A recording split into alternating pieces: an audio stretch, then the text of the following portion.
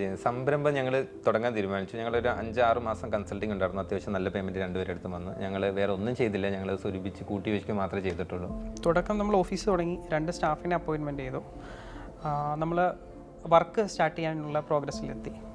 പക്ഷേ നമ്മൾ ഓരോ ദിവസവും ഞങ്ങൾ ബൈക്കിൽ കയറി ഓരോ ആളുകൾ പോയി കാണാൻ തുടങ്ങി.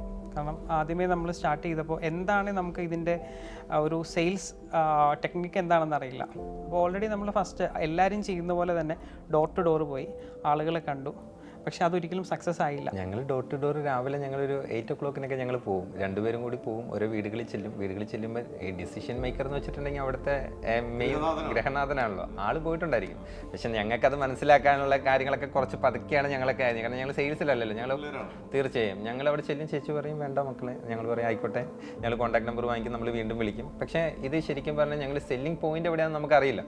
ഞങ്ങൾ വീണ്ടും നോട്ടീസ് അടിച്ചു. പിന്നെ നമ്മൾ ന്യൂസ് പേപ്പറിൽ ആഡ് ചെയ്ത് കൊടുത്തു.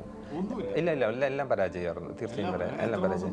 ഏകദേശം ഒരു 4 മാസം 5 മാസം ഞങ്ങൾക്ക് വർക്കുകളൊന്നുമില്ല, ഒറ്റ വർക്കുകളും ഇല്ല. 2 എംപ്ലോയീസും ഉണ്ട്. അവരുടെ ഏകദേശം ഞങ്ങളുടെ കയ്യിൽ ഒരു 3 ലക്ഷം രൂപ അടുത്തുള്ളൂ. 2 ലക്ഷം സംതിങ് ഉള്ളൂ ഞങ്ങളുടെ അടുത്ത്. റൂം റെന്റ് ഉണ്ട്, ഞങ്ങളുടെ താമസമുണ്ട്, ഞങ്ങളുടെ ഫുഡുണ്ട്. അതിൻ്റെ ഇടയ്ക്ക് ഈ 2 എംപ്ലോയീസിൻ്റെ പേയ്മെന്റ് ഉണ്ട്.